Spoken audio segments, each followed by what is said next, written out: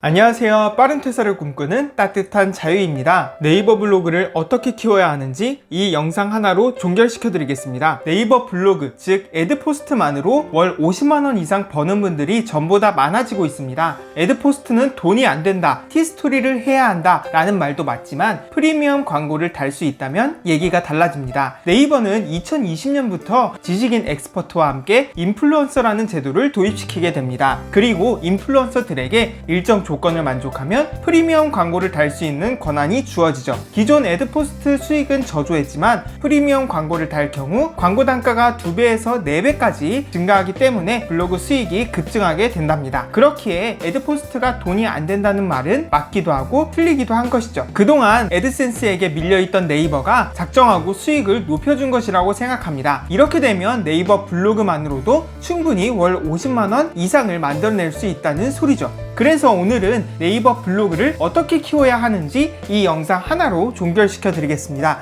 네이버 블로그로 돈을 벌기 위해서는 이와 같은 과정으로 키우세요. 첫 번째, 애드포스트 달기. 두 번째, 인플루언서 되기. 세 번째, 프리미엄 광고 달기.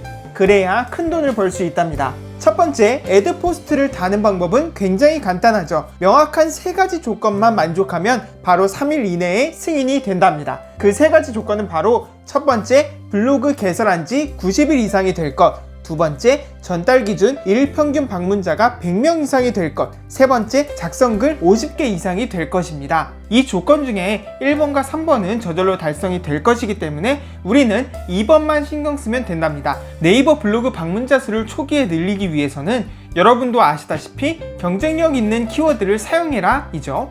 경쟁력 있는 키워드란 키워드 마스터와 같은 곳에서 본인이 사용할 키워드를 검색해보고 검색량이 많으면서 문서량이 적은 키워드를 뜻하죠. 하지만 초보들은 여기서 약간 다릅니다. 검색량도 적고 문서량은 더 적은 것을 고르기입니다. 초보 블로그 분들이라면 검색량이 1000개만 넘어도 경쟁에서 이길 수가 없어서 상위 노출을 할 수가 없죠. 그래서 최대한 소외된 키워드들 중에서 경쟁력이 있는 키워드를 사용하시는 게 좋답니다. 그리고 점점 블로그 지수가 높아지면 좀 더 검색량이 많은 키워드들을 사용해 나가시면 된답니다. 만약 이래도 하루 방문자가 100명이 되기 어렵다면 마지막 수단으로 초창기에는 서로 이웃을 추가하고 다니세요. 서로 이웃만 추가하고 다니더라도 방문자 100명 정도는 달성하기가 어렵지 않답니다. 이렇게 앞에서 이야기한 3가지 조건을 만족하고 애드포스트를 신청하면 보통 3일 이내에 승인이 완료되게 된답니다. 두 번째로는 인플루언서 되기입니다. 프리미엄 광고를 달기 위해 먼저 인플루언서가 되어야 합니다. 이 과정이 가장 어렵다고 느끼실 수 있어요. 인플루언서의 경우 애드포스트처럼 명확한 기준이 있는 것이 아니기에 카더라 기준으로 말씀을 드리도록 하겠습니다. 개개인의 차이가 있을 수는 있지만 첫 번째는 하나의 주제에 대해서만 글을 쓰기, 두 번째는 블로그 이웃수를 늘리기, 세 번째는 2개 이상의 채널 갖기입니다. 이 3가지를 만족하면 인플루언서가 승인이 잘 되는 것을 확인할 수가 있죠. 첫 번째, 하나의 주제에 대해서만 글쓰기부터 말씀을 드릴게요. 네이버 인플루언서에 들어가 보면 각각의 주제가 나열이 되어 있습니다. 여행, 푸드, 라이프, 게임, 경제, 비즈니스 등 다양한 분야 중에 하나를 선택하세요. 그리고 인플루언서가 될 때까지 해당 분야의 글들만 쓰세요. 네이버가 정한 인플루언서는 하나의 분야의 전문 지식을 가진 사람이기 때문에 다양한 주제를 가진 블로그는 인플루언서가 되기 굉장히 어렵습니다.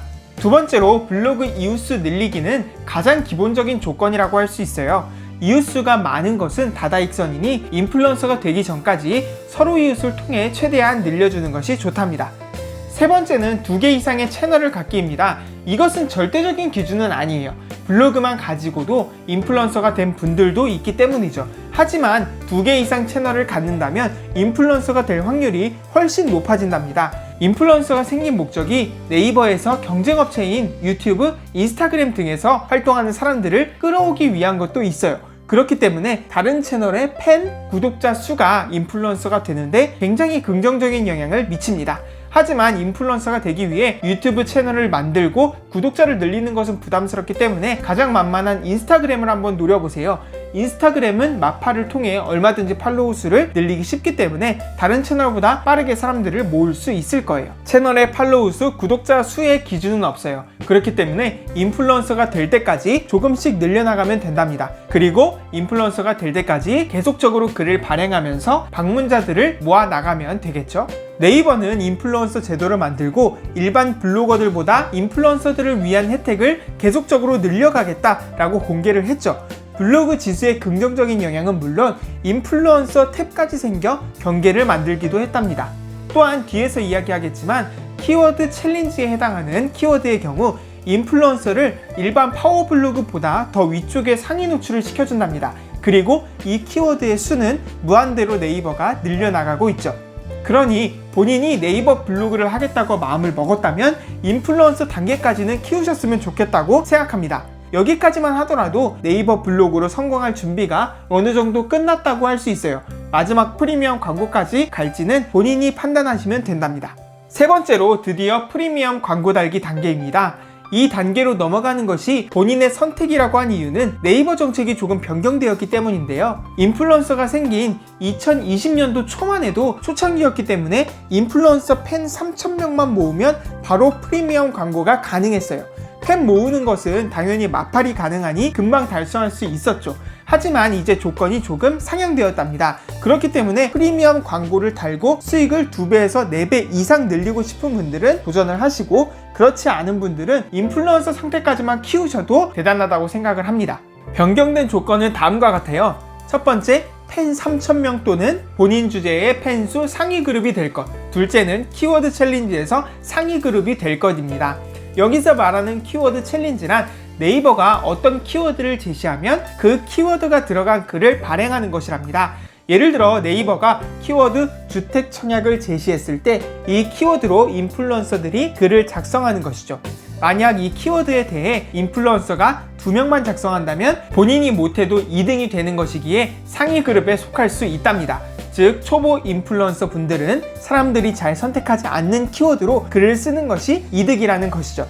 이렇게 프리미엄 광고까지 달았다면 광고 수익으로 티스토리가 전혀 부럽지 않을 거예요. 그리고 이 정도가 되면 방문자를 유입시키기에는 티스토리보다 쉽기 때문에 더 큰 수익을 만들어낼 수도 있겠죠. 그래서 결론은 네이버 블로그를 해야 하는가인데요. 만약 돈을 벌 목적이라면 최소 인플루언서까지 만들겠다는 각오가 있어야 돼요. 그렇지 않다면 네이버 블로그는 안 하는 것이 좋습니다. 차라리 티스토리를 통해 애드센스 수익을 받는 게 방문자는 적어도 훨씬 높은 수익을 가져다 주기 때문이죠. 지금까지 네이버 블로그를 키우는 로드맵을 살펴봤는데요. 네이버가 제공하는 인플루언서의 혜택은 이보다 더 많은 것들이 있으니 직접 네이버 인플루언서에 들어가셔서 한번 살펴보세요. 그리고 만약 추가적으로 네이버 블로그를 성장시키는 법이나 방문자를 늘리는 방법 등이 궁금하시다면 아래 고정 댓글로 제 블로그 주소를 남겨둘 테니 참고해주세요. 그럼 다음 영상에서 뵙겠습니다. 안녕히 계세요.